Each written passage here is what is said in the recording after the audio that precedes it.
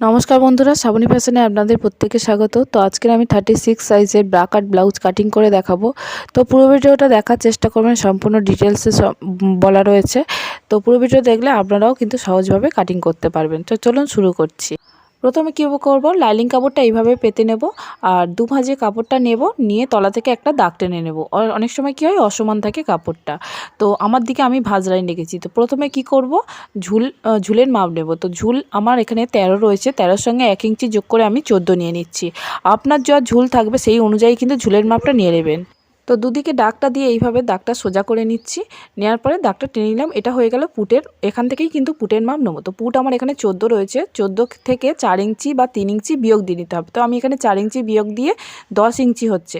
তো 10কে হাফ করে নেব 5 ইঞ্চি, তো তার সঙ্গে হাফ ইঞ্চি আরও অতিরিক্ত যোগ করে নিতে হবে। তো এখানে দাঁড়িয়ে গেল পুটের মাপ 5.5 ইঞ্চি। তো 5.5 ইঞ্চিটা দাগটা এইভাবে দাগ দিয়ে দেবো। তো দিয়ে দেওয়ার পর নিচের দিকেও এই দাগটা এইভাবে 5.5 ইঞ্চির দাগটা দিয়ে লম্বা করে দাগটা টেনে দেবো। তো এই দাগটা হয়ে গেল মহড়া লাইন, তো বগলের মাপ। তো এখান থেকেই কিন্তু বগলের মাপটা নিতে হবে। তো এখানে দেখুন 6 ইঞ্চিতে নর্মাল সাইজের জন্য 6 ইঞ্চি নিয়ে নিচ্ছি। আর বডির তুলনায় হাতগুলো সরু থাকলে তখন কিন্তু এই দাগটা একটু উপরে ওঠাতে হবে। তুলনায় একটু যদি হাতগুলো মোটা থাকে তখন কিন্তু এই মহড়া লাইনটা নামাতে হতে হবে। অনেক সময় দেখবেন যে কোমরটা খুবই সরু, ছাতি চওড়া আর হাতগুলো খুব সরু, তখন কিন্তু মহড়া লাইনটা উপরের দিকে একটু ওঠাতে হতে পারে। তো এবারে ছাতির মাপ নিয়ে নেব। তো ছাতির মাপ এখানে দেখুন 36 ছাতির জন্য 4 ভাগের 1 ভাগ নিতে হবে। তো 4 9 36, এখানে 9 ইঞ্চি, এটা হচ্ছে ফিটিংস দাগ। তারপরে কিন্তু আমাকে যে এক্সট্রা কাপড়টা আমি রাখবো, তৈরি ব্লাউজে এক্সট্রা কাপড় রাখতে হয়, তো তার জন্য আমি 1.5 ইঞ্চি এক্সট্রা কাপড় রাখছি। তো এবারে দেখুন কোমরের দিকে চলে আসবো। তো কোমর যা হবে, কোমরের 4 ভাগের 1 ভাগ। তো এখানে কোমর 30-30-এ 4 ভাগের 1 ভাগ নিয়ে নিলাম 7.5। তো 1 ইঞ্চি হচ্ছে টেকিংয়ের জন্য, যে কোমরের টাক্স উঠবে তার জন্য, আর 1.5 ইঞ্চি এক্সট্রা। তো দাগ দুটো মিলিয়ে দিলাম। তো দেওয়ার পরে দেখুন বগলের শেপ দেবো। তো বগলের শেপ এখানে দেখুন 1 ইঞ্চিতে একটা দাগ দিয়ে দিচ্ছি। তো দেওয়ার পরে এখানে ওপর দিকে উঠিয়ে দিচ্ছি 3 ইঞ্চি। আর আপনারা হাফ ইঞ্চি থেকে 75 পর্যন্ত ভেতরের দিকে ঢুকিয়ে নিয়ে আসবে, ছাতি থেকে নিয়ে এসে শেপটা দিয়ে দেবেন। তো দিলে কী হয়, সুন্দর হয়, কোনো রিঙ্কেল থাকে না। তো এখানে দেখুন এইভাবে শেপটা দিয়ে নিচ্ছি। এই 3টে দাগ মিলিয়ে দিচ্ছি। যতক্ষণ না রাউন্ড শেপ ঠিক মতন হবে ততক্ষণ কিন্তু শেপটা দিতে হবে আপনাকে। দেখুন আমার এখানে রাউন্ড হচ্ছিল না, কোণ হয়ে যাচ্ছিল, তো সেই জন্য একটু ভালো করে শেপটা সুন্দর করে দিয়ে দিলাম। এবারে দেখুন আমার যা বগল আছে, বগলটা এইভাবে মেপে দেখে নেব যে আমার বগলটা যা আছে সেটা মিলছে কিনা। তো সামনে পিছনে বডি জোড়ার সময় হাফ ইঞ্চি আমার চলে যাবে, তারপরে কিন্তু আমার বগলটা মেপে দেখতে হবে। দেখুন এইভাবে আমি দেখছি, যখন বডির সঙ্গে হাতা জয়েন করা হবে তখন কিন্তু বগলটা একটু বেড়ে যাবে। তো এইভাবে কিন্তু দেখে নিতে হবে। তো আমার বগল 16 ছিল, তো 16 যেন 1 সুত বা 2 সুত কম হয়, মানে 8-এর 1 সুত বা 2 সুত কম হয়। তো যখন জয়েন্ট করা হবে তখন কিন্তু ওইটা মেকআপ হয়ে গিয়ে সুন্দর বগলে ফিটিংস হয়ে বসবে। এবারে দেখুন পুট গলা নিচ্ছি। তো পুট গলা এখান থেকে নিচ্ছি দেখুন 2.5 ইঞ্চি। তো আপনারা চাইলে কিন্তু চওড়া রাখতে চাইলে 2 ইঞ্চিও নিতে পারেন। তো আমি এখানে 2.5 ইঞ্চি নিচ্ছি, যেহেতু দড়ি করব। তা ওপর থেকে আমি আপনারা মাপ নিতে পারেন, কিন্তু আমি ওপর থেকে খুব একটা নিই না, নিচ থেকে নিতে আমার সুবিধা হয়। তো এখানে দেখুন আমি 3.75 নিয়ে নিচ্ছি। তো সেলাই করার পরে কিন্তু এটা 3 ইঞ্চি দাঁড়িয়ে যাবে, 75 ইঞ্চির মতন কমে যাবে। তো এখান থেকে দেখুন এইভাবে সোজা করে দাগটা টেনে নিচ্ছি। আর ওপরে আমি 2.5 ইঞ্চি নিয়েছিলাম, সেই জন্য দেখুন এখান থেকে মিনিমাম 1 থেকে 1.5 ইঞ্চি আপনারা বাড়িয়ে নিতে পারেন। তো নেওয়ার পরে এখানে দেখুন 1 সুতোর মতন একটু ডাউন দিয়ে নেব কাঁধের দিকে। তো কাঁধের দিকে ডাউন দিলে কি হয়, কাঁধটা যদি আপনারা হচ্ছে দড়ি ছাড়া করেন, কাঁধটা পড়ে যাওয়ার সম্ভাবনা খুবই কম থাকবে। তো একটু সামান্য ডাউন দিয়ে নিচ্ছি। তো আপনারা প্রথমে ডাউন নাও দিতে পারেন, সেলাই করার সময়ও আপনারা কী করতে পারেন, একটু চেপে সেলাই করে দিলেও কিন্তু হয়ে যাবে। তো এবারে দেখুন এইভাবে কিন্তু আপনারা শেপ দিতে পারেন, কলসি গলা করতে পারেন, কিংবা রাউন্ড শেপ দিতে পারেন, যেটা আপনাদের পছন্দ হবে ঠিক তেমনভাবে দিয়ে দেবেন। তো আমি এখানে কলসি গলা করছি না। তো তো এইভাবে শেপটা দিলে কিন্তু আর একটা সুন্দর ডিজাইনও হয়ে যায়। তো আমি এইটা করব না। তো আমি এখানে কি করব, লম্বা করে ফের দাগটা টেনে নিচ্ছি। তো নেয়ার পরে কি করব, এইভাবে যেমন গোল গলা করি ঠিক তেমনভাবে কিন্তু শেপটা দিয়ে নিচ্ছি। এখান থেকে একটা মাপ নিয়ে নিলাম, নিয়ে আন্দাজ মতনই নিয়ে নেবেন, তাতে কোনো অসুবিধা হবে না। এইভাবে রাউন্ড শেপ দিয়ে আমি গোল গলা করে নিচ্ছি। তো আমার এখানে সম্পূর্ণ ড্রয়িং করা কমপ্লিট হয়ে গেছে। এবারে দেখুন টেকিংটা ঠিক কোন জায়গাটা থেকে দেবেন। টেকিং দেবেন এখান থেকে যতটা হবে ধার পর্যন্ত, ভাঁজ লাইন পর্যন্ত যতটা হবে তার হাফ করে নিয়ে এখানে একটা দাগ দিয়ে নেব। তো উপরের দিকেও সেমভাবে উঠিয়ে নেব 4.25 মতন। 4.25 উঠিয়ে নেওয়ার পরে দেখুন এখানে একটা দাগ দিয়ে নিচ্ছি 4.25। তো নিচে যতটা দাগ দিয়েছি ঠিক ততটা কিন্তু উপরেও দাগ নিয়ে নেব, দিয়ে দুটো দাগকে এইভাবে মিলিয়ে দেব। তো দেওয়ার পরে দেখুন 1 ইঞ্চি যে টেকিংটা আমি দেওয়ার জন্য রেখেছিলাম সেই হাফ ইঞ্চি করে দুধারে এইভাবে টেকিংটা ওই পর্যন্তই উঠে যাবে। তো আমার সম্পূর্ণ পিছন পাড়ের ড্রয়িং হয়ে গেছে। এবার আমি কাটিংটা করে নিচ্ছি।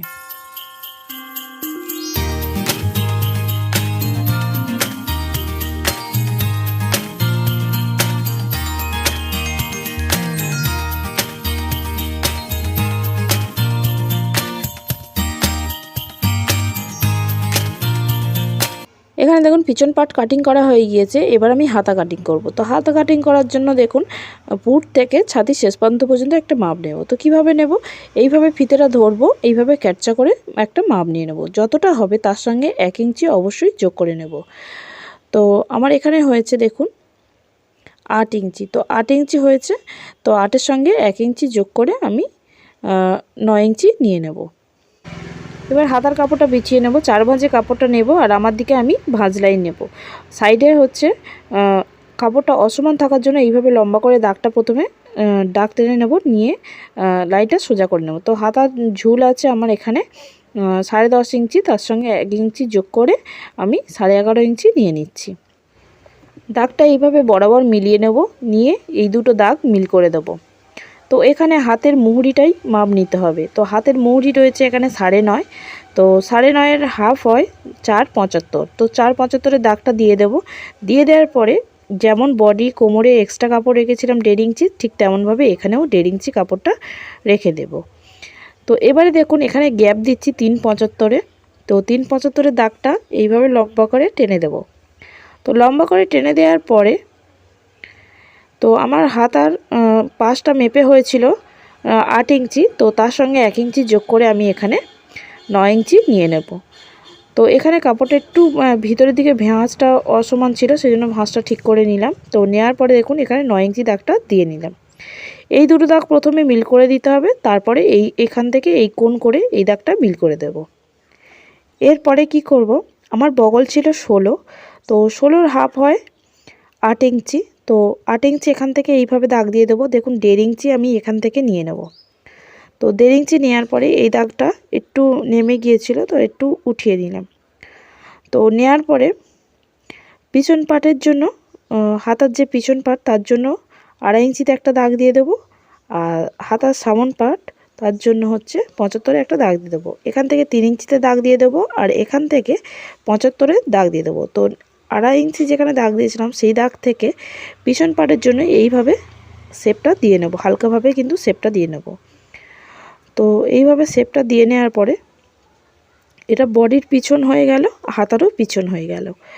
তো এবার হচ্ছে হাতার সামন পাট, যেটা তালপাত বলি, সেটা কাটিং করব। তো এটা কাটিং অবশ্যই করতে হবে, না হলে কিন্তু হাতের সামনেটা ফুলে থাকবে। তো বডির যে সামনটা হবে সেটা ফুলে থাকবে। তো এটা অবশ্যই তালপাতটা কাটিং করতে হবে। তো এখান থেকে দেখুন এইভাবে শেপ দিয়ে আমি কাটিংটা করে নিলাম। এখান থেকে দেখুন ফিটিংসের যে দাগটা হয়েছে, তো এখান থেকে এটা ফিটিংসের দাগ। এরম লম্বা গ্লাস হাতা হলে তখন কিন্তু লম্বার মিডিলে একটা হচ্ছে 5 ইঞ্চিতে অবশ্যই মাপটা মেপে নেবেন, তার মুহুরিটা অবশ্যই মেপে নেবেন। তো এখানে দেখুন লম্বা করে এই দুটো 5 ইঞ্চি যেহেতু মেপেছিলাম, এবার হাফ ইঞ্চি সেলাইয়ে চলে গেলে তাহলে হচ্ছে 5.5 ইঞ্চি। তো সেইভাবে কিন্তু 5.5 ইঞ্চিতে আমি দাগটা দিলাম। তো হাতার যা মুহুরি হবে তার সঙ্গে অবশ্যই হাফ ইঞ্চি যেন লুজিং থাকে। তো এইভাবে মেপে নিলাম। তো আমার এখানে পারফেক্ট রয়েছে, আর কিছুই করতে হবে না। এবার হচ্ছে আমি এটা কাটিং করে নিচ্ছি।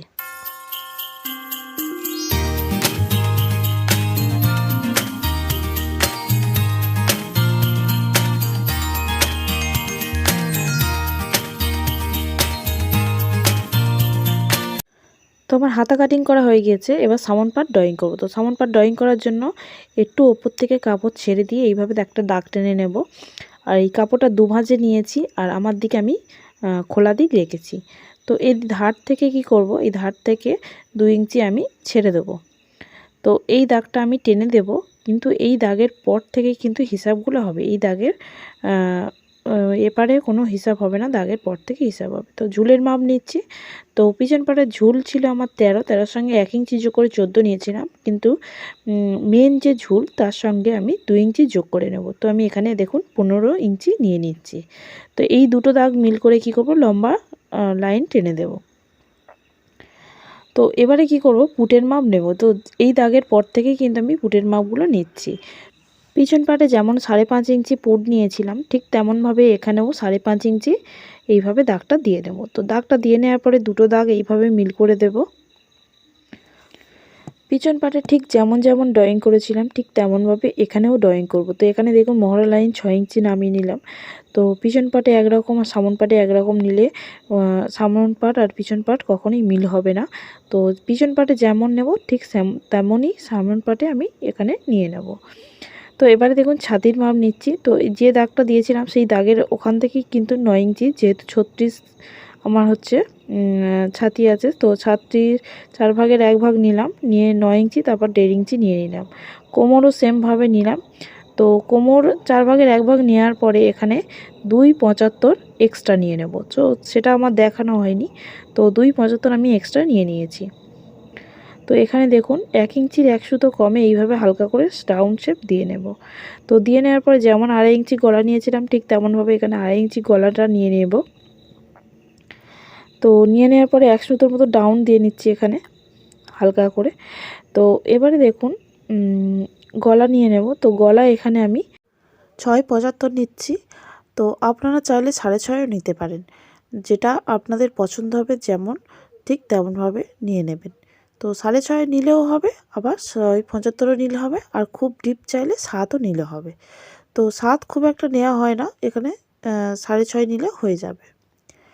তো দাগটা প্রথমে এইভাবে সোজা করে নিচ্ছি, আর উপরে 2.5 ইঞ্চি নিয়েছি, নিচেও 2.5 ইঞ্চি এইভাবে দাগটা সোজা করে নিচ্ছি এইভাবে। এরপরে কি করব, 1/2 ইঞ্চি বাইরের দিকে বাড়িয়ে গোল শেপ দিয়ে নেব। লম্বা করে ডাইন টেনে নেব। ডাইন টেনে নেওয়ার পরে কিন্তু এইভাবে রাউন্ড শেপ দিয়ে নেব। ওপর থেকে তো খেলিয়ে দেওয়া যাবে না গোলটা, তো নিচ থেকে এইভাবে রাউন্ড শেপ দিয়ে নিতে হবে, এতে পরলে খুব সুন্দর সামনের গলাটা দেখতে লাগে। তো এবারে দেখুন এখানে আমার বাড়তি নিতে হবে সেলাই মার্জিনের জন্য। তো এখানে সেলাই মার্জিন না নিলে ব্রা কাট ব্লাউজে সামন পাট আর পিছনের পাট কখনোই মিল হবে না, অবশ্যই করে সেলাই মার্জিন নিতে হবে। তো এখানে আমি 1 ইঞ্চির মতো সেলাই মার্জিন রাখছি। যদি বেশি বেশি আপনারা সেলাই দেন তাহলে কিন্তু একটু বাড়িয়ে নিতে হবে। তো আমার এখানে যেভাবে বলা থাকে ঠিক সেইভাবে সেলাই মার্জিন নিলে তো সেইভাবে সেলাই করলে এই 1 ইঞ্চিতে হয়ে যাবে। এবারে দেখুন পয়েন্ট নিচ্ছি। তো পয়েন্ট 36 ছাতিতে সাধারণত 9 ইঞ্চি পয়েন্ট হয়। তো আপনার যেভাবে পয়েন্ট হবে সেই অনুযায়ী এখানে পয়েন্ট আপনারা নিয়ে নেবেন। তো আমি এখানে দেখুন 9 ইঞ্চি পয়েন্ট নিচ্ছি, কেননা মেয়েটির হাইট খুবই কম ছিল আর পয়েন্টটাও একটু কম ছিল। তো আমি 8.75 হচ্ছিল, তো আমি এখানে 9 ইঞ্চি নিয়ে নিচ্ছি। 9 ইঞ্চি নিচ্ছি কেননা উপরে দেখুন 2 সুতো মতো ডাউন দিয়েছি, 1 সুতো 2 সুতোর মতন। তো সেই ডাউনটা ছেড়ে দিলে কিন্তু এখানে সেম দাঁড়িয়ে যাবে। তো এবারে দেখুন যার যেমন পয়েন্ট হবে ঠিক তেমনভাবেই কিন্তু এখানে পয়েন্টটা নিয়ে নেবেন, কেননা পয়েন্ট যদি না ঠিক মতো নেওয়া যায় তাহলে কাপটা কিন্তু ওপরের দিকে উঠে যাবে। তো আপনারা সেটা বুঝে একটু নেবেন। তো এখানে দেখুন আমি 9 ইঞ্চি দাগটা সোজা করে নিচ্ছি, নেওয়ার পরে দেখুন দুটো দাগ এইভাবে সোজা করে মিল করে দেবো। এবারে দেখুন যখন কাপের মাপটা নেব তখন কিন্তু ভিতরের দাগটা থেকে নিলে হবে না, বাইরের যে দাগটা দিয়েছি 1 ইঞ্চি বাড়তি সেই দাগ থেকেই অবশ্যই করে নিতে হবে। তো এখানে আমি খাপ নিচ্ছি 7.5 ইঞ্চি। তো আপনাদের একদম যদি কম থাকে তাহলে 7.25 নিতে পারেন, কিন্তু ফিক্স 36 ছাতির জন্য 7.5 ইঞ্চি সব থেকে ভালো হয়। তো এখানে 7.5 ইঞ্চি নিয়ে নিচ্ছি, নিয়ে নেওয়ার পরে দেখুন দাগটা এইভাবে মিল করে দিচ্ছি। তো দেওয়ার পরে দেখুন এখানে মিডল পয়েন্ট করছি 4 ইঞ্চি। তো মিডল পয়েন্ট 3.75 হওয়ার কথা, তো 2 সুতো বাড়িয়ে আমি এখানে 4 ইঞ্চি নিচ্ছি। তো এখান থেকে 1/2 ইঞ্চি নিলাম, এখান থেকে 1.5 ইঞ্চি নিলাম, এখান থেকে হচ্ছে 1/2 ইঞ্চি নিলাম। এই মাপগুলো প্রত্যেক সাইজের জন্য একই থাকবে। তো এই দাগের সঙ্গে এই দাগটা মিল করলাম, আর এই দাগের সঙ্গে এই দাগটা মিল করলাম। এখান থেকে দেখুন, এখান থেকে 1.5 ইঞ্চি নিতে পারেন, 1.75 নিতে পারেন, 2 ইঞ্চি নিতে পারেন। তো আমি এখানে 2 ইঞ্চি নিচ্ছি। তো 2 ইঞ্চি নেওয়ার পরে এখানে নিচ্ছি 2 ইঞ্চি, এখানে নিচ্ছি 2.5 ইঞ্চি, এখানে নিচ্ছি 2.75। তো আমি হচ্ছে যদি 1.5 ইঞ্চি নিতাম তাহলে কিন্তু এখানে 2 ইঞ্চি নেব মিডিলে, আর এখানে ধারেরটা 2.25 নেব। এইরকমভাবে নিতে হবে। তো এই দিকে দেখুন কোণ হয়ে আছে, এই কোণটা রাখলে হবে না। তো এই কোণটা হচ্ছে এইভাবে রাউন্ড করে শেপ দিয়ে নিতে হবে, তবে কিন্তু সুন্দর হবে, নাহলে কোণ হয়ে থাকবে, ছুঁচ হয়ে থাকবে, বাজে দেখতে লাগবে। তো এবারে কি করব, এইখান থেকে 1/2 ইঞ্চি বাড়িয়ে নেব, আর এই যে পয়েন্টের দাগ দিয়েছি এইভাবে পয়েন্টের দাগ মিল করে যতদূর আসবে ঠিক ক্যাটচা করে এইভাবে মিল করে দিতে হবে। তো এবারে দেখুন এখান থেকে 5.75 একটা দাগ দিচ্ছি, বা 5.5 ইঞ্চিতে দাগ দিতে পারেন, বা 6 ইঞ্চিতে দিতে পারেন, যেমন পছন্দ ঠিক তেমনভাবে নিতে পারেন। তো এখানে আমি 5.5 ইঞ্চিতে নিয়ে নিচ্ছি। আর মিডিল থেকে এখানে 2.5 ইঞ্চি বা 2.25 যেভাবে আসবে ঠিক সেইভাবে নিয়ে নেবেন। তো আমার এখানে দেখুন 2 ইঞ্চি আসছে, তো 2 ইঞ্চি এইভাবে নিয়ে শেপটা দিয়ে নিচ্ছি। শেপটা যেমনভাবে আসবে ঠিক তেমনভাবেই দেবেন, যে 2.5 ইঞ্চি দিতে হবে এরকম কোনো নেই। তো এইভাবে দিয়ে নিলাম, শেপটা বারবার বুলিয়ে ঠিক করে নিচ্ছি। তো আমার এখানে সম্পূর্ণ ড্রয়িং করা কমপ্লিট হয়ে গেছে। তো এবারে কি করব, কাটিংটা করে নেব।